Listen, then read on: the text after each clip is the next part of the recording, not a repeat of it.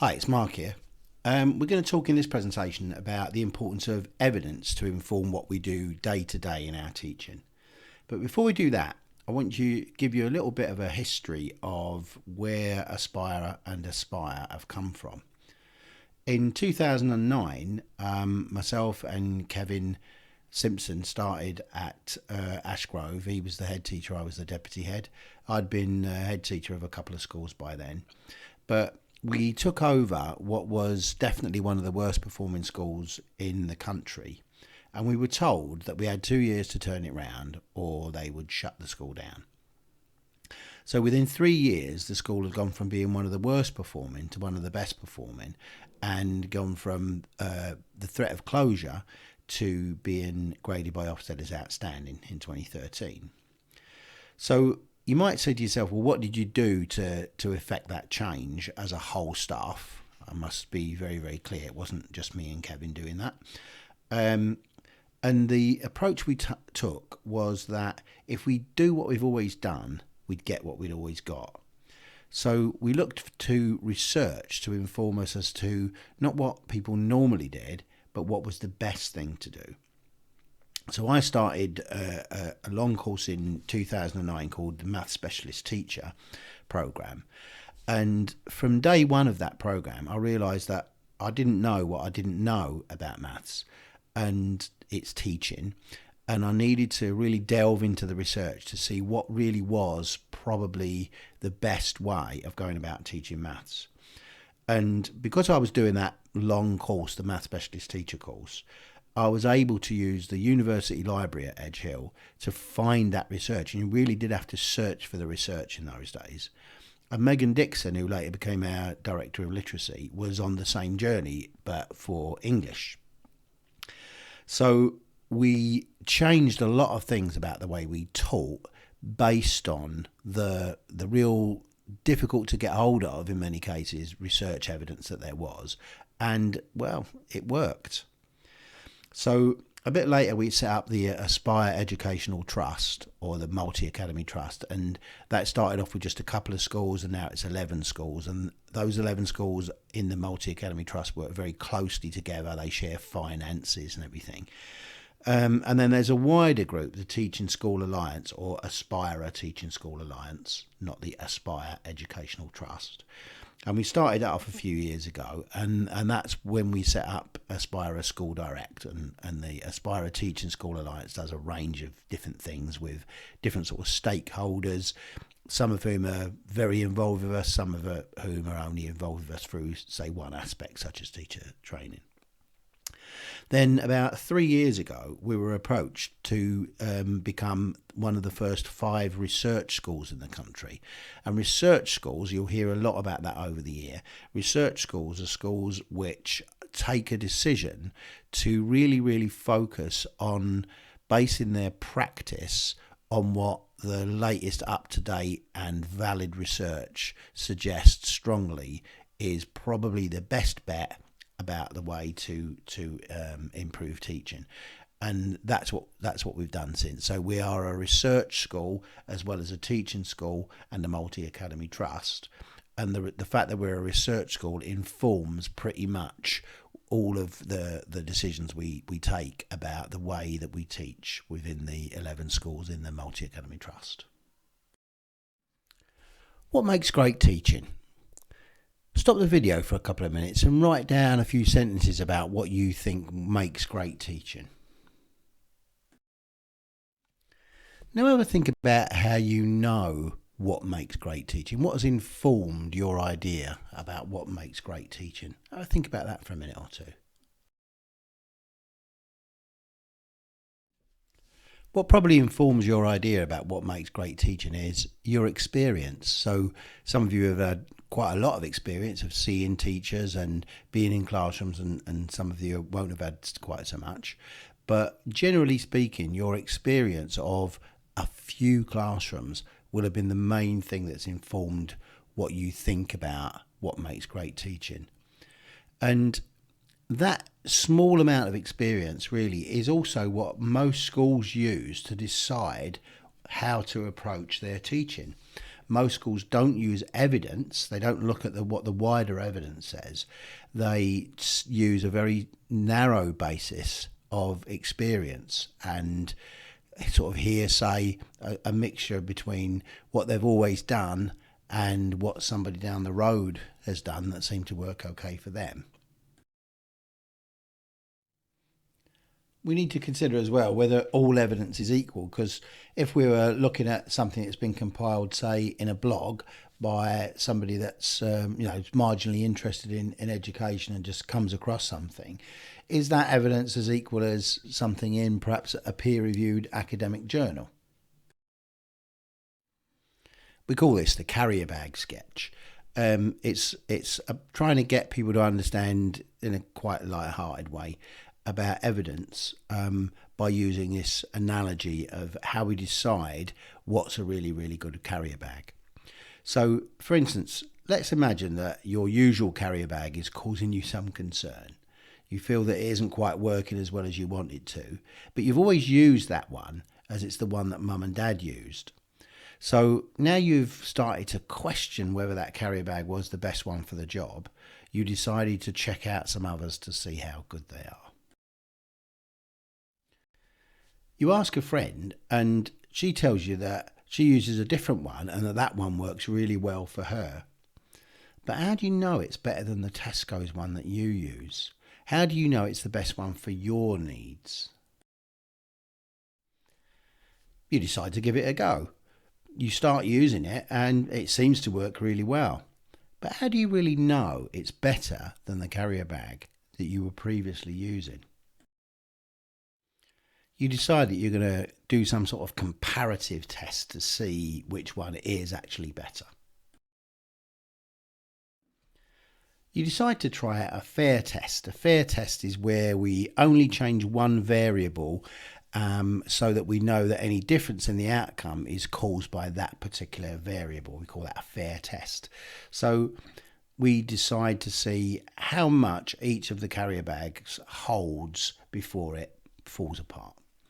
So we do the test and we find that the Asda one holds 18 kilograms before the handles break and the Tesco one holds just 16 kilograms. So you think now we've done a comparative test of the Asda one and the Tesco one, and we found that the Asda one, because it holds the most, that's probably going to be the best carrier bag. But you've only chosen two. You've only compared two carrier bags. How do you know it's the best one for you? Are there some other choices that you might make? You decide to carry out tests on a wider range of bags using the same conditions. How much will they hold before the handles break? And you think because you've done that fair test and you use a reasonable range of bags, Tesco's, Asda's, Aldi, Sainsbury's, etc., Waitrose, you think you can rely on that evidence because you've done a little test on them comparatively. And one bag comes out better than all the rest, but you still want to be absolutely sure that that test has told you the very, very best carrier bag that you can get.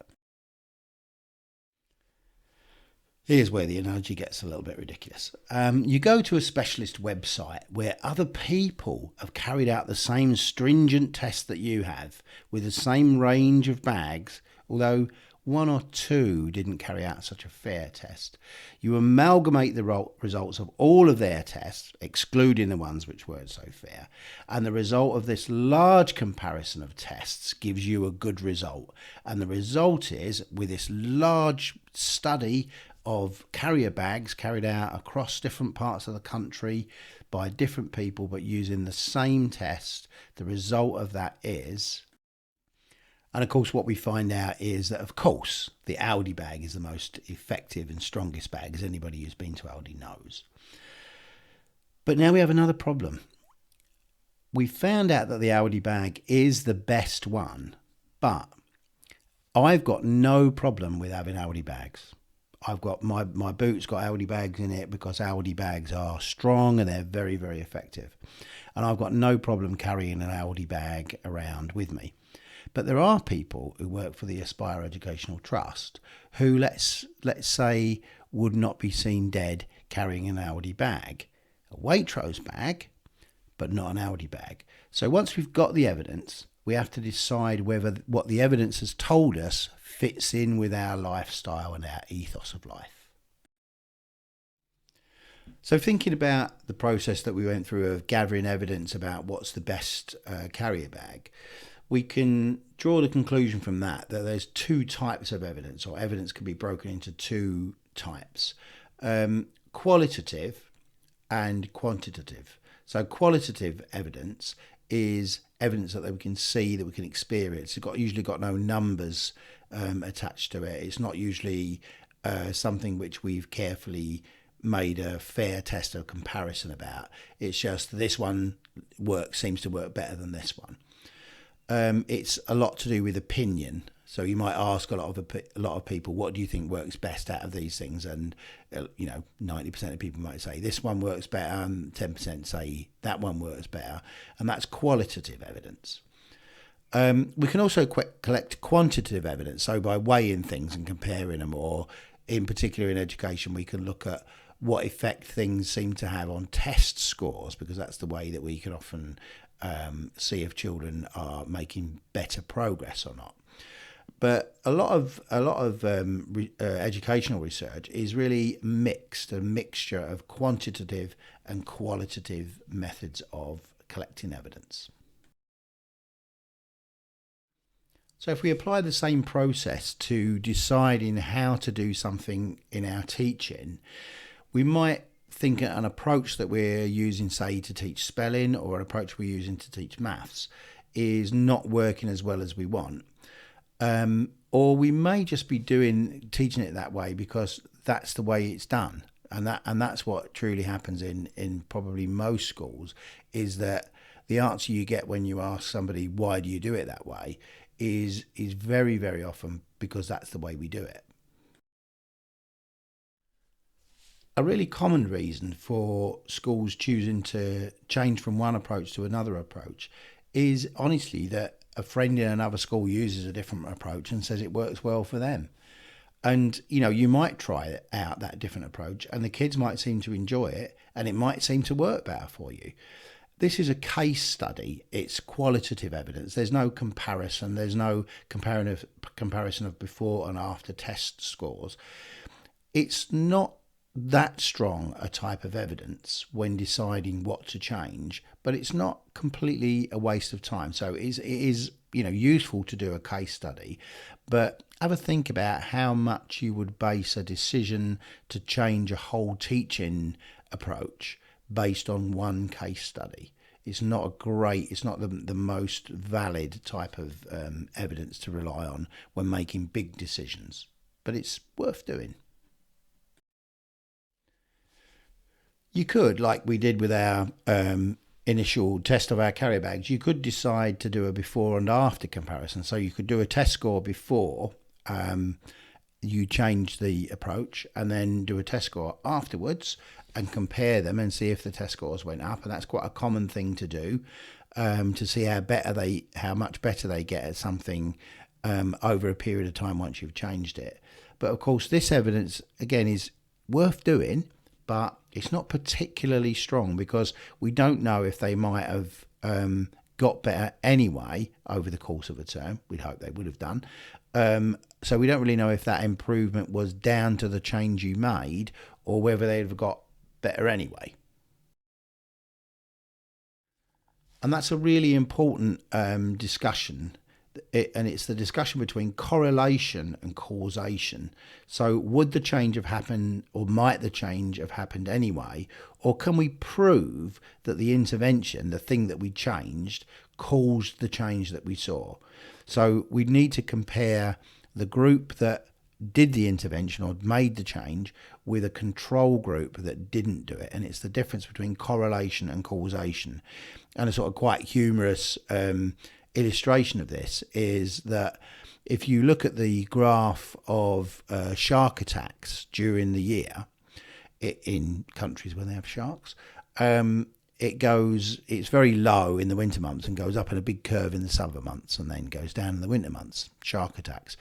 And it tracks almost exactly the same track as sales of ice cream.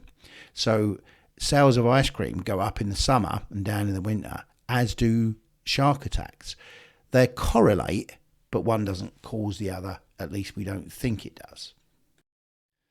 So you might decide to test out something by comparing two groups and having a control group and what you might call an intervention group. So a control group that just does what they usually do, and an intervention group that makes the change. And you might measure the change in some variable. So typically what you might do is with the control group and the intervention group, you might give them a test, maybe a spelling test at the beginning, and then let the control group do as they would normally do, the intervention group do something new, and then give them the same test at the end of that period of time, maybe a term or a year, and see if there's a statistically significant difference between the two groups. And that's a very simple way of introducing a quantitative comparison between two groups. And you could, if you think about it, you could do this between two schools. You could get the school down the road to do something new, or you could do something new, and the school down the road could act as the control group, so that you can compare the two. And whilst this isn't the strongest evidence because it's only two schools involved, it is a really good way of starting off, thinking about whether you might move over to make a change in an approach. And this kind of quantitative work, this kind of quasi-experimental approach, is done from time to time between different schools or between two small groups of schools. And it's a sort of a do-it-yourself method.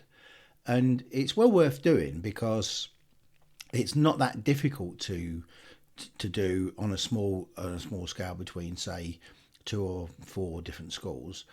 And it can give you a genuine starting point for discussion. So you wouldn't necessarily have an idea about something you wanted to test and then start testing it with thousands of children. You might start out by doing this kind of do-it-yourself evaluation to see how an initial kind of test goes in order to think about whether to scale it up.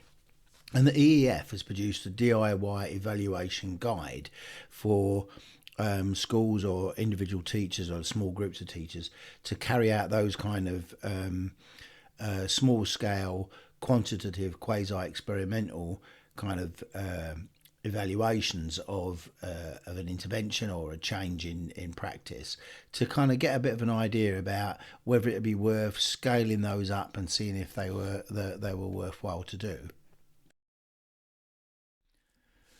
Of course, the larger number of children or the larger number of schools that you use, just like when we went on our fictitious specialist comparison of carrier bags website, the larger number of people involved in the trial, the more trustworthy or valid a result you get. So, for instance, you might have the capacity as a school to assign 5 classes to one condition and 5 to another.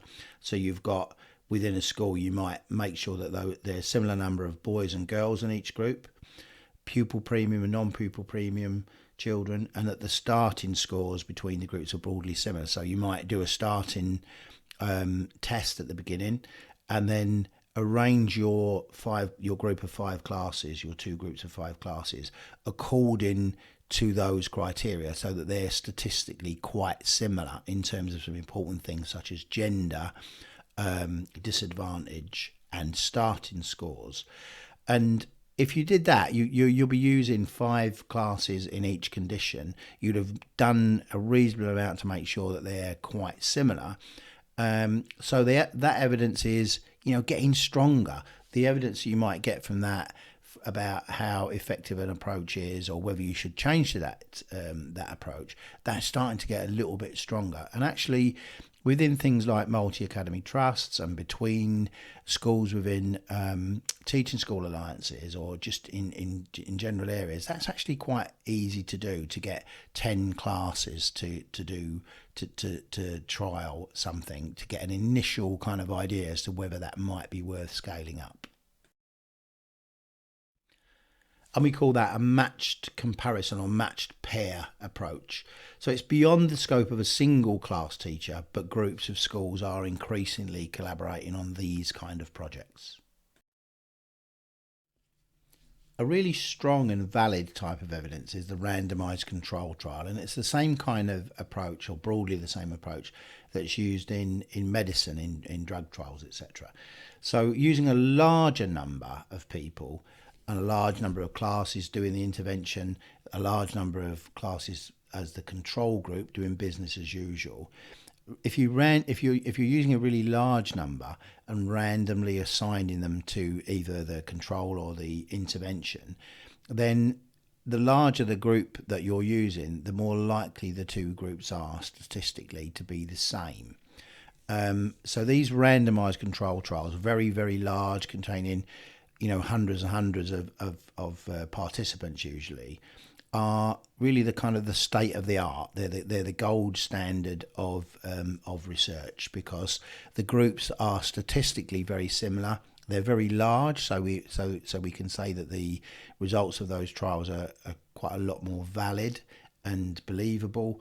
And because they're randomised, there's very little bias involved in setting the groups up. So randomised control trials are increasingly being used in educational research. They've been used for obviously many decades in medical research, but increasingly randomised control trials are being used in educational research.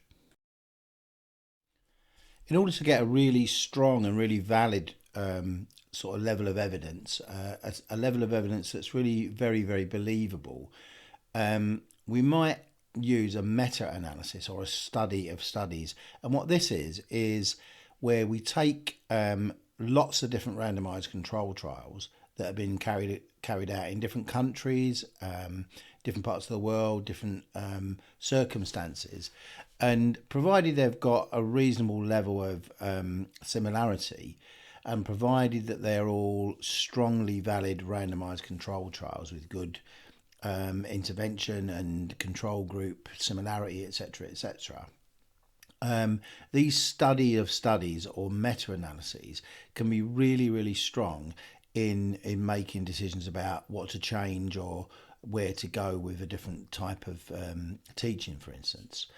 And the EEF uses these meta-analyses to produce its toolkit and its guidance reports. So it's the EEF toolkit and the guidance reports that they bring out on all sorts of subjects such as maths or English or parental involvement or digital technology, metacognition, all those different things. You can be sure that the evidence behind those is really, really strong. It's an amalgamation of the findings of lots and lots of randomised control trials. If you want to read up for yourself about, because you might not want to do a randomised control trial yourself, you that's not within the scope of the average teacher. You might want to read up about something or conduct a systematic review or a literature review about what has been studied and written about by others, and that's something that you'll be asked to do in the course of the year that's coming up for some of your academic work by Sheffield Hallam. But the EEF also do systematic literature reviews in order to sort of feed into what's been said about and what's been researched about to feed into their guidance reports. So the first thing to decide is which papers to include and how to decide how trustworthy what has been written is. So the next bit of this kind of presentation is all about what we call looking for the red flags when we're reading something that's been written and that we want to find out whether it's valid or not. There are some red flags to think about as to how valid different types of evidence are. The first thing to look out for is if you're reading something and it's purporting to say this is a great intervention to use. The first thing to look at is to ask whether they've got bias or not. So for instance, you might read an article about, I don't know, say a particular way of doing phonics, and it might turn out that the person writing about that particular way of teaching phonics owns a company that sells materials to do with teaching phonics. So the question there is how unbiased are they being? How objective are they being? Another question is, have they got experience and qualification in the field? So sometimes we can read a blog or we can read an article in something, and it's perhaps by a journalist who doesn't perhaps have that much of a standing in the educational community where they really know what they're talking about. One week they might be writing an article about how spelling is taught. The next week they might be writing an article about which is the most dangerous breed of dog. The third thing to think about initially is are they making money from their opinion? So have they been paid to write an article in favour of a particular way of teaching or a particular intervention? So that's the sort of thing we would look at before we start reading something. And if we say there is bias or there's a lack of experience or understanding, or if someone's just doing something to make money, we'll probably put that article down.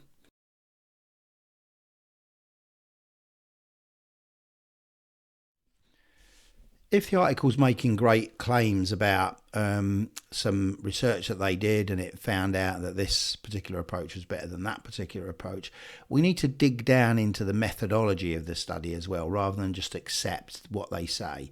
So we need to look at whether the sample sizes were large or small. So, for instance, if we read about a school an area that's adopted a particular way of teaching spelling, but they've done that on the basis of a study carried out in a small rural primary school or between two schools of two classes in each school, then we're probably not going to give, as with our carrier bag example, we're probably not going to make a big decision on the basis of such a small sample size. We need to find out as well is how did they set up the control and the intervention groups? Are they similar, or did they do the intervention in a school in a leafy lane and the control group in Bash Street Comprehensive in the middle of a big city somewhere with lots and lots of children in receipt of pupil premium? So we need to know those things before we can decide whether we think their conclusions are valid. We also need to think about, is the comparison of the results fair? Because sometimes the conclusion that's drawn from a set of results isn't necessarily the conclusion that any reasonable person would draw. So, we need to approach those kind of things with a fairly critical eye and look at the methodology before we accept the message. If it's a review of literature in a particular subject, so for instance, if it's saying, well, I've looked at lots of different studies and this is my conclusion that this way of doing spelling is better than that one, what we need to dig down into as well is to ask, are lots of conflicting studies examined, or just the ones that the author agrees with? Are they being very selective in the pieces of literature that they're selecting to draw their conclusions from? And also, again, are the conclusions in line with the evidence? Because quite often you can read an academic paper, and it tells you all the studies, etc., what's happened in a study, but sometimes the conclusions are not in line with the evidence. So we do need to look at that critically as well. It's not to say that people will go straight out to lie to us, but we do have to approach claims made even in very august academic sort of journals. We do need to approach those with a critical eye. We need to look as well for whether there's correlation or causality. We need to see if there was a fair test carried out between a control group and an intervention group, so that we can say there was some causality there. There is quite a well-known kind of well-being program that uses a lot of graphs to show that what they do increases the GCSE results of the children involved, but actually it's correlational, because obviously those, or hopefully those children would get better in their GCSE subjects over the course of a year or two anyway, and that might not be caused by the wellbeing programme. So, we need to be critical and look to see if there's causality or simply causation. You need to as well to look at the graphs and the results in a critical way, because sometimes the graphs can be shown. For instance, I've come across graphs before in academic journals where the graphs don't start at zero, so it makes the differences between particular groups look bigger or smaller than they actually are. So we need to dig down to those things and not just accept that the graphs show what the author is saying that they show. And just like our carrier bag example, once we've found out what intervention or what change that we might make, what the evidence is behind it, even if there's really, really good evidence behind it, we need to decide what it is we're going to do with it. It's an often quoted thing that evidence only tells us what worked in one place at one time with a specific group under specific conditions. It doesn't tell us what to do with that evidence. It's a strong suggestion, and we'd be mad to ignore what strong and valid evidence strongly suggests that we might do for the better. But it is a question of whether it fits our ethos and also how feasible it is. So, for instance, if a study showed that if we banged the desk of every child with a rolled up newspaper and that definitely improved their writing scores, would we do that, or would that not fit in with our ethos? Also, in terms of feasibility, if a study showed us that a particular phonics intervention worked really, really well and worked particularly well for children from disadvantaged backgrounds, but it cost £1,000 per pupil per year, how feasible would it be? So a bit like our Aldi bag, does it fit in with our lifestyle? Does it fit with our ethos? Does it fit with our feasibility criteria? So coming back to our original question, what makes great teaching? This is one section of the EEF toolkit, and these studies are all backed up by randomised controlled trials and meta-analyses. So the evidence behind these is really strong. And we can see that we have three sections. We have a pound sign section, we have a padlock section, and then we have a plus or minus section as we go left to right. So, for instance, if we look at collaborative learning at the top there, it's got a £1 sign, which means it's very cheap to introduce. It's got 4 padlocks, which means that the evidence behind it is pretty strong. And it's got +5, which means that it's probably going to be a strongly effective thing to use. So if we were looking at, should we do collaborative learning, then we'd probably go, yeah, the evidence is good behind that. It's not going to cost us much, and it gives us a 5-month improvement over the course of a year against business as usual. So let's do that. If we have a look at down the bottom there at homework, giving homework doesn't cost very much. It's got a £1 sign, but it's only got 2 padlocks, so we can't really, it's not really the strongest of evidence, and also it only gives a +2 on the effect size. So giving homework to primary, probably not that big a deal. If we look at early years intervention, it gives us a 5-month uplift or a +5. So it's a really good, it's a really effective thing to do. However, it costs a lot, but the evidence for it is really good. So the EEF toolkit is the go-to place when thinking about some of the elements which make up great teaching. A really big, valid study of different elements that go up to make great teaching is the study What Makes Great Teaching, a review of the underpinning research by Coe et al. And that was a really valid study, and the conclusions that it drew are really important for us as teachers and beginning teachers. The 2 most important things that study found, that study of studies, that meta study found, was that there was really strong evidence on two particular aspects of teaching: pedagogical and content knowledge. So, in other words, understanding not just the content of what you're going to teach, but also having a really good understanding of the how to teach it. How do children usually learn these things? That was seen as being one of the most important aspects of teaching. How does that compare with your original list of things that make great teaching? Because this is really strong evidence that says pedagogical and content knowledge is absolutely key to being a really good teacher. The second one was quality of instruction. So in other words, a good instructional quality by a teacher is really, really important. So the ability to explain things and show things really, really simply, concisely and well in a way that children can understand is the other really.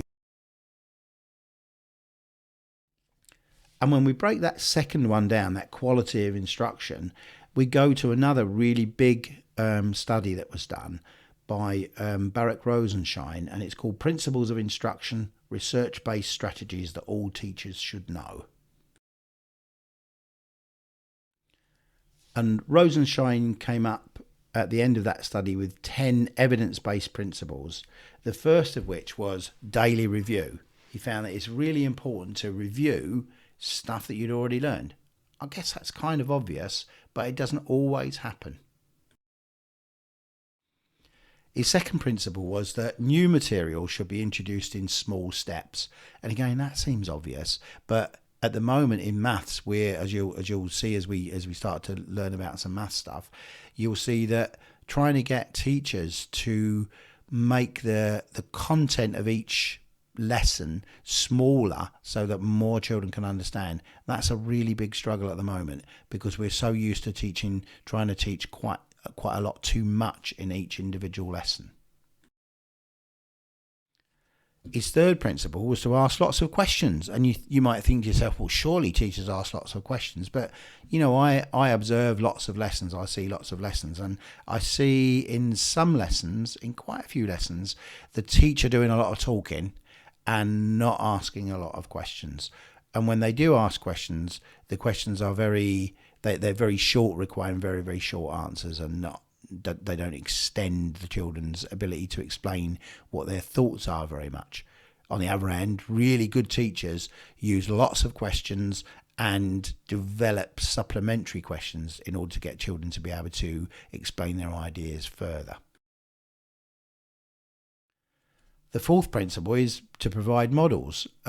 Just telling children and young people about something isn't usually good enough to be able to make a change in their long-term memory so that they can understand it and keep it in their memory for longer. So providing models has been shown by evidence to be, or strongly suggested by evidence, to be a really effective way of developing instruction. The fifth is to guide student practice, so not just letting children learn things on their own, but giving them guidance as they're going through their learning. To check regularly for understanding as you're going through the lesson or through a series of lessons. I always think this one's quite funny, the seventh, obtain a high success rate. But what I think that means is that if the vast majority of children are not understanding something by the end of a lesson, that probably wasn't a great lesson. So the way that we can say that it was good instruction is if there is a high success rate. So what we need to make sure is that we're changing all the other variables in the lesson, making the content more available, making the steps for each lesson smaller, so that we can say at the end 90% of the children understood that in that lesson. To scaffold difficult tasks. So, for instance, rather than if we've got a very involved calculation, say like long multiplication, that we don't give that all in one go, that we scaffold it, that we do things like worked examples. Don't worry too much about that at this point, because we will be talking a lot about worked examples. Of course, children also have to be able to practice things independently, because otherwise, how will we know what they've learned individually? and as well as our daily review, a weekly and monthly review, and probably also add to that a termly review. So the more we can review stuff, the more we can revisit it and see how it fits in with everything else that we've learned, the more likely children are to have learned it well. So here are a number of places you can go. You can go to Best Evidence in Brief, which is produced, I think, monthly by the Institute for Effective Education, and that's a really good review of pieces of research that have been done. So it's right at the cutting edge of the stuff research that's just been completed. The EEF toolkit I've spoken to you about. That's really important place to go.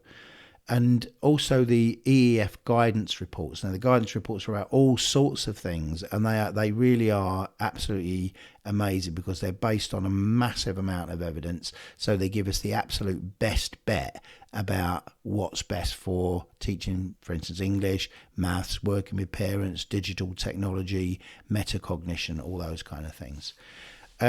As a trainee teacher, you can join the Chartered College of Teaching for free. So if you just Google the Chartered College of Teaching, you can join that for free, and they have a very, very good evidence based magazine called Impact, and they have another one which is aimed at trainee teachers. So those are some places that you can go.